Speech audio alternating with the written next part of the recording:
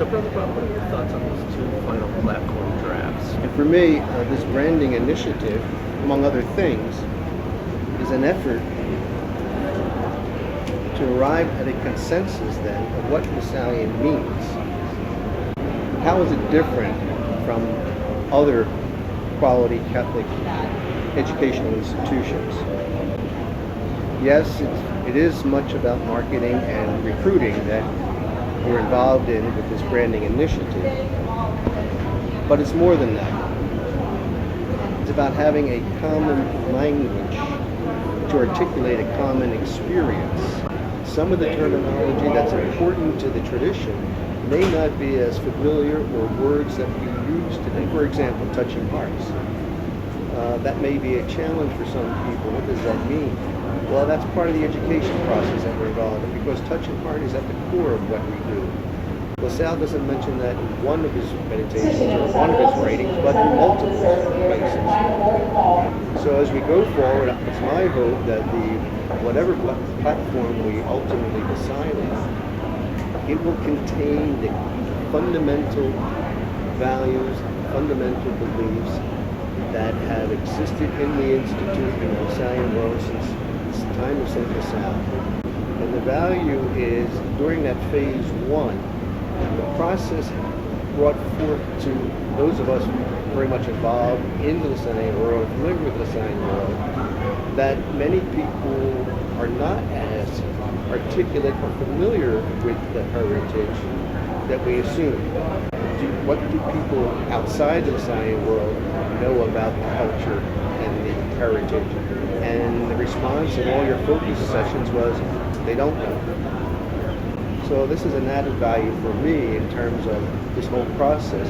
We've had, 500, 600, 700 people now who may not have had the opportunity to participate in the Buttermore Institute or the Lasallian Leadership Institute, but through this process are gaining something of an education about what the Lasallian world is today and what it can be.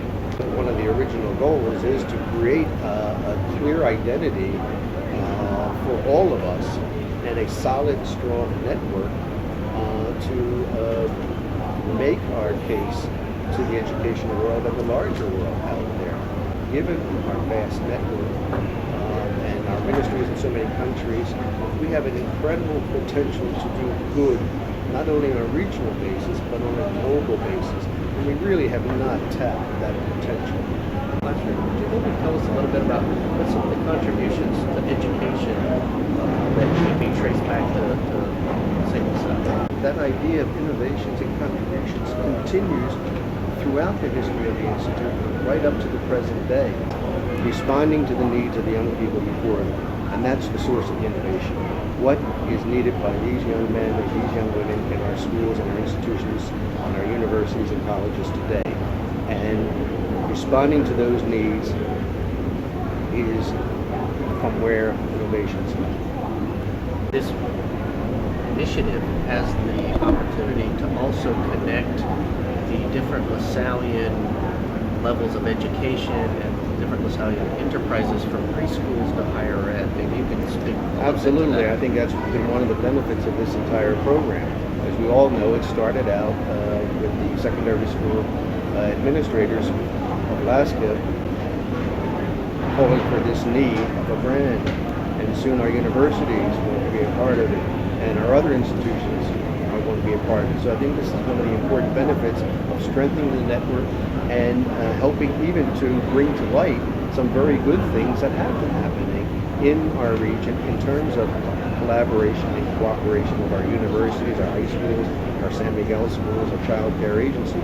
I think this particular process that we've been engaged in for the last year and a half, 2 years, is only going to strengthen that network.